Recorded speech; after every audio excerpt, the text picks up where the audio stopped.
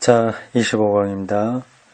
책 117쪽입니다. 장으로 6장 신앙의 학문 이렇게 되어 있습니다. 독일어 제목이 어떻게 됐을까요? 신앙의 학문. 학문 하면 Wissenschaft 이렇게 돼요. 그쪽 말은 독일말, 이런 것들은 이게 이 단어 순서가 우리하고 좀 달라요. 우리는 신앙의 학문 이렇게 단어가 배열되죠. 그쪽으로는 학문, 신앙에 이렇게 됩니다. Die Wissenschaft des Glaubens, 믿음, 신앙이 Glauben이니까 학문은 Wissenschaft. 이게 참 이상하죠. 그 언어라고 하는 게 그를 사용하는 사람들의 세계 이해와 세계를 이해하는 방식이 다 들어있습니다. 우리는 신앙의 학문 이렇게 해야지 딱 들어오지 않습니까? 순서가요. 근데 그쪽은 학문, 신앙의 이렇게 되어버립니다. 그들은 먼저 얘기하는 게 중요한 거죠. 문장에서 앞에 나오는 게 중요하죠. 학문이 그들에게 더 중요해요. 그 학문이 무슨 학문이야? 신앙의 학문이다. 그렇게 하는 게 우리 머리로는 이상하죠. 학문, 신앙의 이렇게 하면 우리는 말이 안 되지 않습니까? 근데 그쪽은 그게 말이 되는 거예요. 뭐 흔하게 중학교 들어갈 때 영어 구문 배울 때 그런 거 비교하지 않습니까? 나는 학교에 간다. 우리부터 그렇게 얘기하잖아요. 근데 걔네들은 I go to school. 이게 단어 순서가 완전히 다릅니다. 나는 똑같은데 나라고 하는 건데 간다. 나는 간다. to 어디로? school 학교. 참 그렇죠. 이거 뭐 별 영양가도 없는 얘기였습니다. 제 6장 신앙의 학문입니다. 이 장으로 나눠진 게 어떻게 되는가 차례로 한번 보겠습니다. 이 책이 전체가 15장으로 되어 있습니다. 부로 나누면 4부로 되어 있고요. 4부 15장으로 구성되어 있는 책입니다. 지금 우리가 제 2부 6장 신앙의 학문 여기 들어가게 됩니다. 1장이 어려운 과제, 2장이 하나님이라는 말을 생각하도록 촉구한다. 3장 말씀과 그의 일, 4장 선포, 5장 합리화. 앞에서 봤습니다. 합리화라고 하는 게 무슨 뜻인가 처음에 잘 감이 안 들어왔는데 강의를 읽어보니까 들어왔어요. 신학이라고 하는 건 이제 복음을 합리화하는 거다. 그 얘기죠. 이제 6장 신앙의 학문. 여기서 어떤 얘기를 또 할까요? 신앙의 학문. 이게 학문은 학문인데 신앙이다. 근데 일반 학문에서는 신앙은 아니잖아요. 어떤 게 이론적으로 합리적으로 옳은가 그걸 따지기만 하죠. 신학은 그게 아니라 신앙의 학문입니다. 이게 신앙은 자체는 이제 학문적이진 않은 거죠. 이게 믿는다. 하나님이 존재하는 걸 믿는다. 근데 존재하는 걸 증명할 수 있는 건 아니지 않습니까? 그러니까 믿는 거예요. 근데 그게 이 세계 학문에서는 통용이 되지 않죠. 그래도 신학은 일반 학문과 달리 신앙의 학문이다. 그걸 이제 여기서 강조하는 겁니다. 일단은 이렇게 간단한 설명으로 6장이 뭘 얘기하는지 방향을 잡을 수 있습니다만 피타이아가 그렇게 간단한 얘기를 하는 거 아닐 거거든요. 제가 이번에 책을 읽으면서 몇 번 내 생각했던 거하고 좀 다르기도 한 거를 경험했고 또 내가 생각했던 것보다 더 깊이 들어간다고 하는 것을 경험했습니다. 자, 봅시다. 여기 6장에서도 어떤 문장 하나를 끌어왔네요. 베드로전서 3장 14절과 15절입니다. 흔들리지 마십시오. 여러분의 마음속에 그리스도를 주님으로 우러러 모시고 여러분이 간직하고 있는 희망에 대해서 설명을 듣고 싶어하는 사람들에게는 언제라도 답변할 수 있도록 준비해 두십시오. 희망은 이제 믿음이죠. 어떤 걸 희망한다는 건 믿음인데 그거를 이제 설명하는 것, 상대방이 동의하든지 않든지 그거는 불문에 붙이고 일단 설명하는 거, 그 작업이 신학이다. 그 얘기겠죠. 1. 가르치는 직책에 대한 토마스주의적 견해. 가르치는 직책이라 이건 사제, 목사, 교회 지도자들, 신학자들을 가리키죠. 이 직책에 대한 토마스 아퀴나스를 가리킵니다. 그가 어떻게 말했냐 하는 것을 여기 설명합니다. 루터와 칼빈이 토마스를 말하기 전에 루터와 칼빈 먼저 얘기하네요. 루터와 칼빈이 그리스도교 교회를 복음주의적으로 개혁한 지 300년 후에 300년 후라 1800년대 중반이죠. 초중반입니다.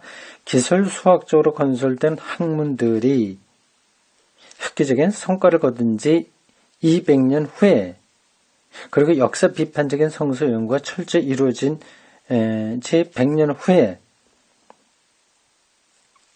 베네딕트 14세는 계몽주의가 절정에 이른 1753년에 가톨릭 신학의 연구를 위해 다음과 같은 금령을 내렸다. 금령을 내렸어요. 금지한다는 거죠. 뭘 하라고 하는 적극적인 게 아니라 하지 말라는 말을 했군요. 네, 교황입니다. 베네딕트 14세입니다.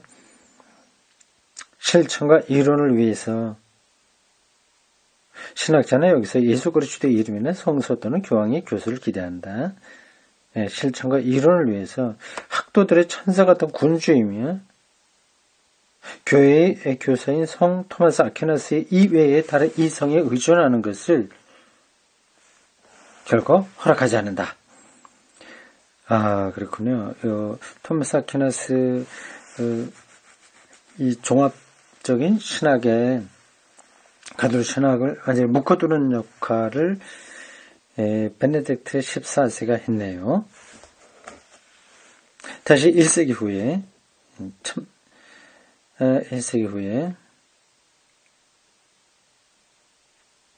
해서 보시면 아까 1753년이라고 했는데 그러면 루터와 칼빈의 복음적 개혁이 요 300년은 아닌데 200년이라고 해야 되겠는데요. 이건 어딘가 착각이 있었던 것 같습니다. 300년 후가 아니라 200년 후예요. 그리고 기술 수학적 건설적 학문들의 획기적인 성과를 이룬 지 200년 후에 이거 좀 이상하네요. 이게 지나가겠습니다. 결정적으로 중요한 게 아니니까요. 다시 1세기 후에 부르주아 혁명과 산업혁명 후에 부르주아 혁명은 시민혁명이라고 하는 거죠. 부르주아 이렇게 나쁜 뜻으로 얘기합니다만 이게 시민이라는 뜻입니다. 프랑스 혁명 이런 것들이죠. 프랑스의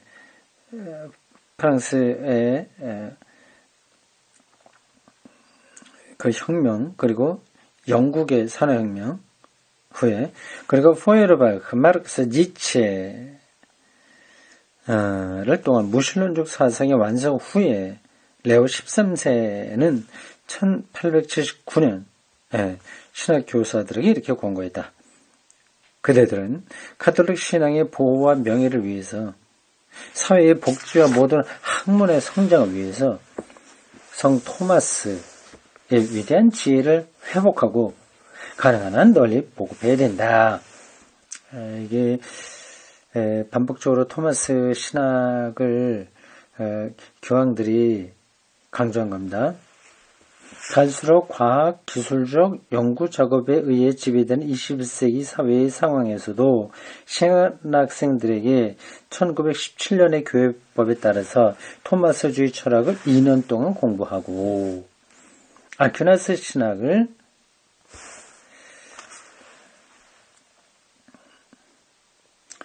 4년 동안 공부하도록 규정했다. 이게 토마스주의 철학이나 아퀴나스 신학이나 똑같은 얘기예요.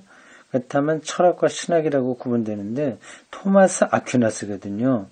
토마스주의, 토미즘이라고 토미즘, 토마스주의, 이게 토마스 아퀴나스 철학을 가리키는데 보통 종합적이라고 합니다. 이건 뭐 지나가죠. 어쨌든 토마스 아퀴나스가 가톨릭 신학에서 세월이 갈수록 점점 그 중요성을 더해갔다 그 얘기입니다. 교수들도 철학과 신학을 천사와 같은 교사의 합리성, 가르침 그리고 원리에 따라서 농구하고 그의 가르침과 원리를 거룩하게 간직해야 했다. 1923년에 공포된 교황의 다음과 같은 명론도 토마스의 책들을 거룩하게 여겨야 한다는 법적 규정과 일치한다. 인용한 겁니다. 교수들이 이 교사를 해석함으로써 이 교사는 토마스 아퀴나스예요. 학생들에게 그에 대한 사랑의 불꽃을 일구어주고 학생들은 그의 책들을 오랫동안 많이 연구함으로써 아퀴나스의 교사를 토마스 아퀴나스를 사랑하기 시작해야 된다. 피다에아가 토마스 아퀴나스가 가톨릭 교회에서 얼마나 중요하게 받아들여졌는지 그리고 교황들이 얼마나 그걸 강조했는지를 반복해서 몇 가지 역사에 나와 있는 그 문헌들을 말하고 있습니다. 성서 본문에 기초한 학문인 신학이 여기서 토마스의 본문에 기초한 학문으로 되었다. 좀 가톨릭 신학을 좀 비판적으로 얘기하는 걸까요? 일단 요것만 보면 그렇습니다. 성서 본문에 기초해야 될 학문인 신학이 토마스에게 오히려 더 기울어져 버렸다고 하는 거죠.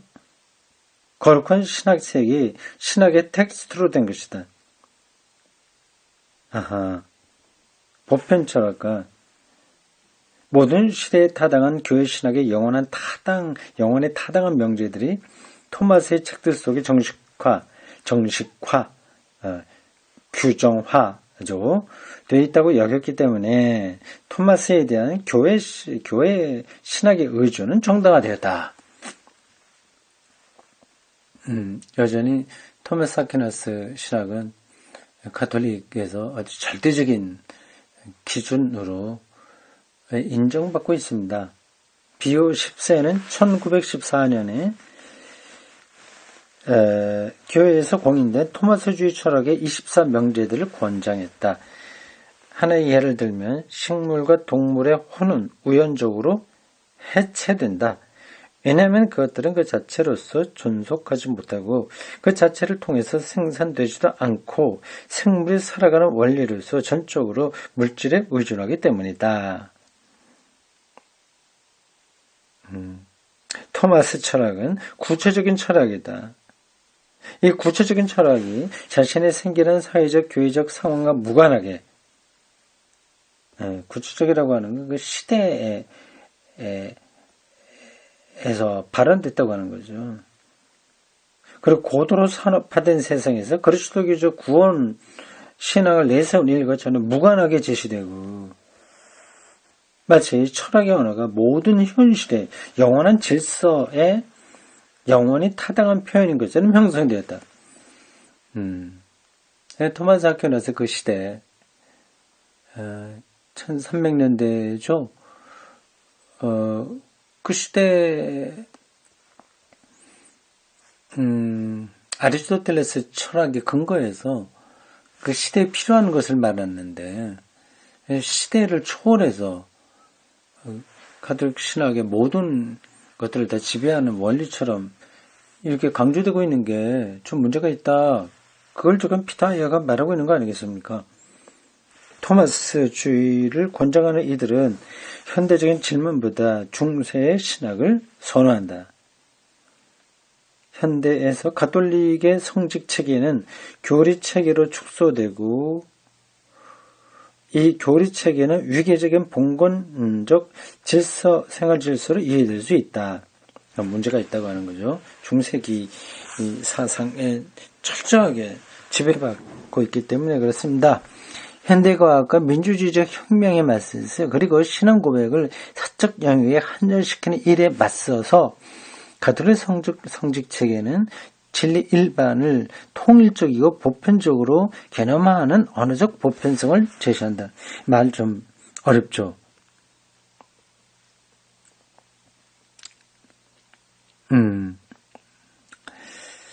토마스 아퀴나스의 그 철학과 그 신학을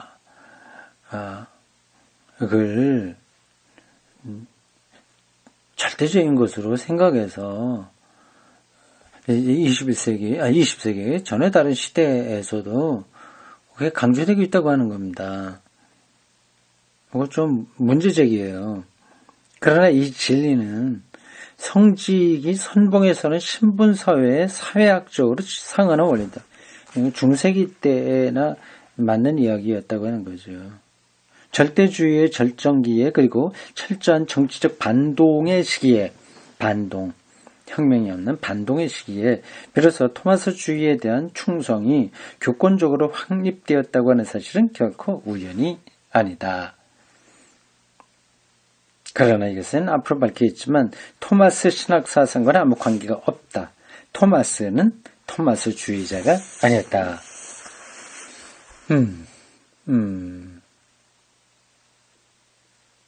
가톨릭의 토마스주의 이 신봉에 대한 날카로운 비판입니다. 명제일 지금도 유효한 가톨릭 교회 법은 철학과 신학을 가르치는 자와 배우는 자가 토마스 아퀴나스의 가르침을 따르도록 규정한다. 가톨릭 교권은 중세기적 사상 형태 속에서 저 보편 타당한 명제들을 발견할 수 있다고 믿었다. 가톨릭 교회는 이 명제들을 모든 시대적 조류들로부터 보아한다. 그러나 토마스 자신의 사상 형태가 이런 입장에 항거한다. 참 새로운 관점입니다. 저에게서 새롭다고 하는 거예요. 약간 눈치 같은 거야 좀 채고 있었지만 이렇게 분명하게 언급되는 것은 흔하지 않습니다. 여기 20세기, 21세기 새로운 조류들, 신학과 철학 사주들이 많이 나오지 않습니까? 예를 들자면 진화론, 물리학, 생물학에다 포함시켜서 말이죠. 진화론은 이런 것들이 있고요. 여러 가지 뭐라고 해야 됩니까? 언어 분석, 언어 철학 이런 것들도 있고요. 또 막시즘 이런 것도 있고요. 여러 가지들이 페미니즘 같은 것도 새로운 사조로 나오고 있고요. 그런 상태에서 이런 가톨릭을 보호하려고 토마스 아퀴나스 신학과 철학을 금과 옥조로 여긴다는 거죠. 그거는 토마스 아퀴나스의 생각하고도 다르다는 겁니다. 굉장히 파격적인 발언입니다. 가톨릭의 입장에서 보면 그렇습니다. 이 자유로운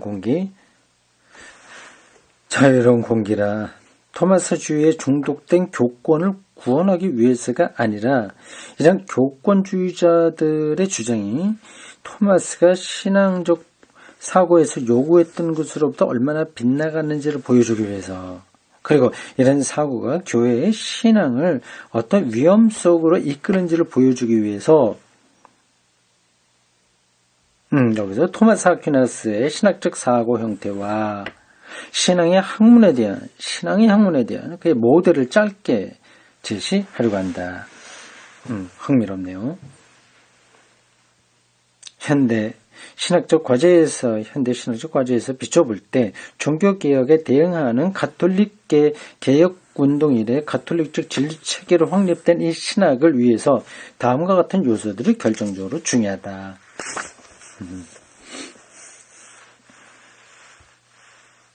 토마스 괄호로 묶고 그 사람의 출생과 죽은 해가 나오네요. 내가 아까 1300년대 이렇게 했는데 틀렸네요. 13세기예요. 1225년에서 1274년입니다. 겨우 50살 살았네요.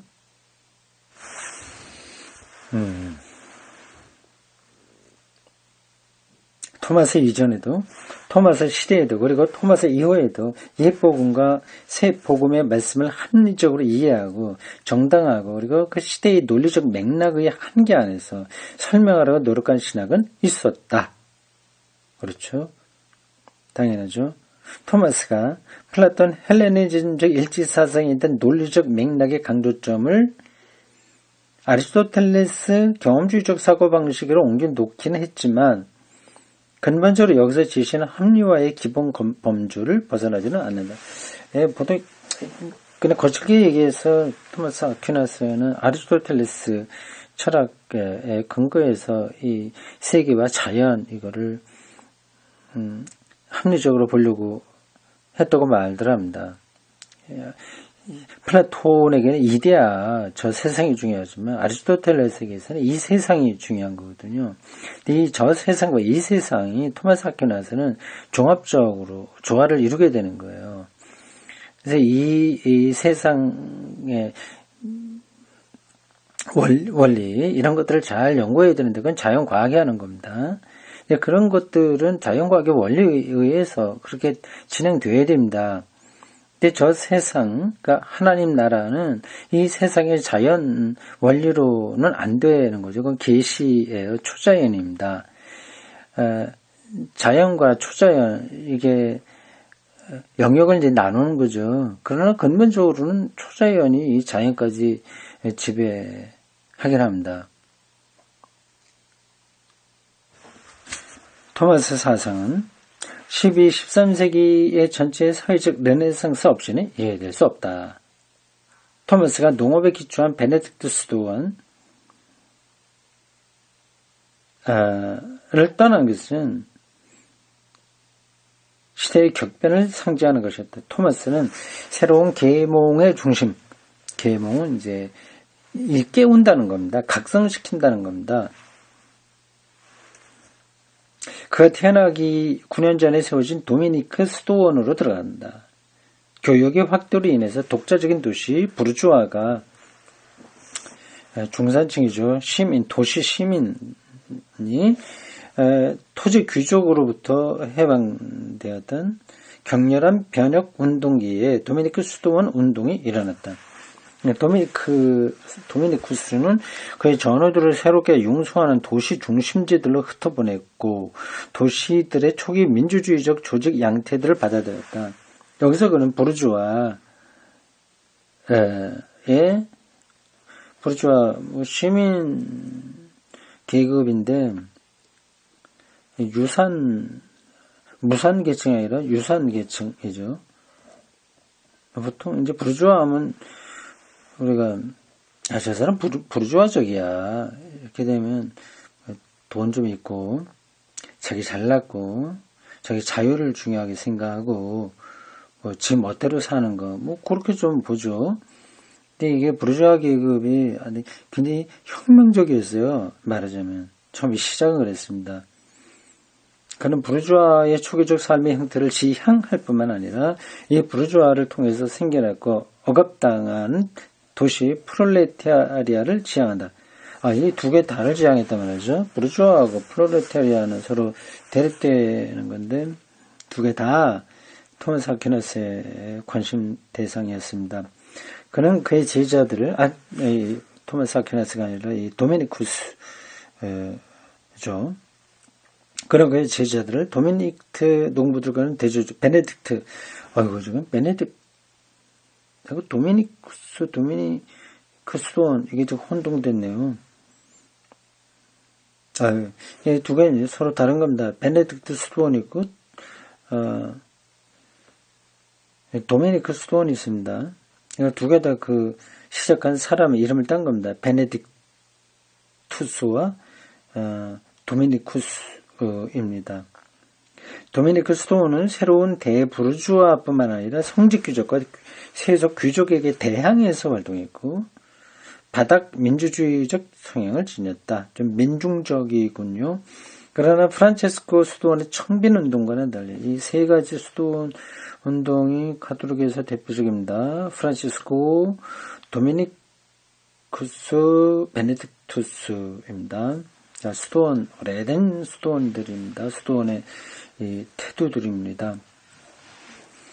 청빈운동과는 달리 12세기, 13세기에 광범위한 청빈운동의 교회적 적응을 추구하지 않고 카타르파, 이슬람, 그리고 법 밖에서 의학에 이르는 새로운 실천적 학문들의 강력한 이데올로기적 도전을 지적으로 극복하려고 했다. 굉장히 지적인 쪽으로 나갔네요. 청빈운동하고는 달리 지성적인 쪽으로 나갔어요. 교육활동을 많이 했겠죠. 도미니쿠스는 그의 제자들을 도시 중심지로 그 도시의 지적 환경 속으로 새로운 독립적 형태의 지적 조직 속으로 급속히 발전하는 대학교 속으로 보냈다. 고도로 발전된 학교 형태인 대학교에서는 귀족, 도시 성직자, 그리고 수도성들로 분화된 다양한 형태의 연구와 강의 활동이 이루어진다. 토마스는 새로운 아테네인 13세기의 파리에서 대학교의 교사가 된다. 우리가 어떤 사람의 신학을 이해하려면 그가 어떤 배경에서 어떻게 살아왔고 어떻게 공부를 했는지에 대해서 충분히 알아야 됩니다. 그 시대적 상황도 또 파악을 해야 되는 거죠. 지금 페다이가 설명한 요 관점에서 보니 토마스 아퀴나스의 철학과 신학이라고 하는 것이 아주 정태적이고 어떤 위계질서적이고 반동적인 게 아니라 오히려도 역동적인 쪽이었다고 하는 걸 알 수 있습니다. 그렇지 않습니까?